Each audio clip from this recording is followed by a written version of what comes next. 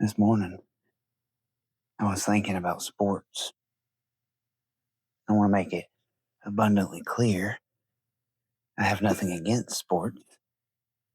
Played basketball and soccer and football as a kid.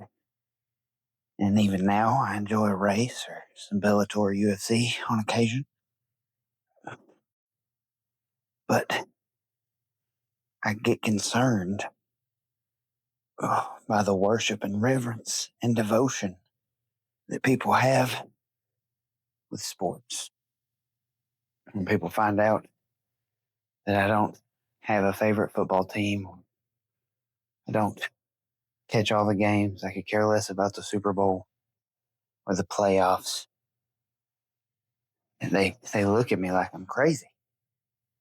I get treated like an outcast. Oh. And the concern comes to play with some examples. My son was wrestling for a little while. We'd have to drop him off at 5:30, 6 a.m. in the morning for weigh-in and to travel with the team to the tournaments. And from 7:30 a.m. all the way to 4 or 5 p.m. in the afternoon, they would hold matches and matches and matches. And Cree would maybe wrestle 2 or 3 times out of that entire day, maybe more, depending on the kind of tournament it was. And the devotion of the parents and the kids, it's something awe-inspiring, but it's also concerning because it's a form of worship. To clarify on worshiping sports, people will miss work, miss out on sleep, skip meals in order to view or participate what ought to be just a form of entertainment. They embody it. It becomes a part of them. They decorate their homes and their vehicles in it, their workstations, get in heated arguments, defending what it is they believe in. Will end relationships over it.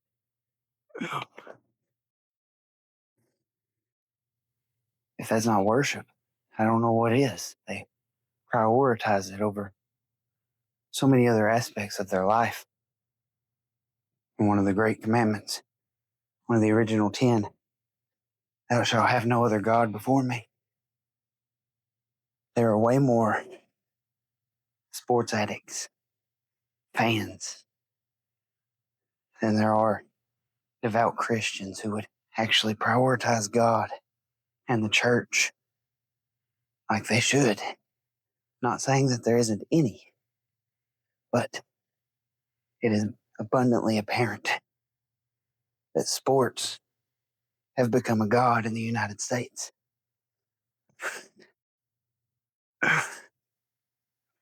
If we conducted service in the same fashion as sports, and such as worship and prayer and preaching for 4 or 5 hours a day, multiple days a week, would you come with that same fire and dedication to uplift the holy name of God and to see lost souls saved?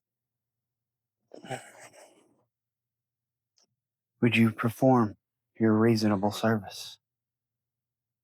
And I say it's reasonable because He gave His life for us, that we may have life.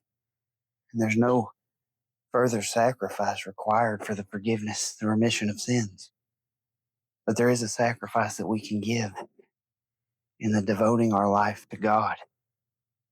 For without God, we have no life to begin with. Is that too much to ask? To actually worship God in spirit and in truth with a genuine fervor, to make Him the priority above all other things. Could we do that? You may be thinking, it's not that deep, bro, chill. But it is. It most certainly is. We should approach the situation of our relationship with God and our eternity in heaven with all gravity and sincerity. The apostles, the disciples, prophets, they devoted their entire life and being to the servitude of God. You say, well, they were special, they were different. But we're all called to be set apart in our salvation and to live a life for God. Does that mean we can't have other things in our lives that we enjoy? No. But the moment that it becomes more of a priority than God is the moment that it becomes your God. And it's not just sports. It's our careers, our wives, our children. It's anything. Comic books, shows, entertainment, money, whatever becomes a priority above that of God. Meaning, whatever you would devote more time to above the time that you devote to God, the worship that you would give it above the worship you give to God, becomes your God and becomes a hindrance to your walk of faith, separating you from the blessings and treasures, the rewards God has in store for you. It is most certainly that deep.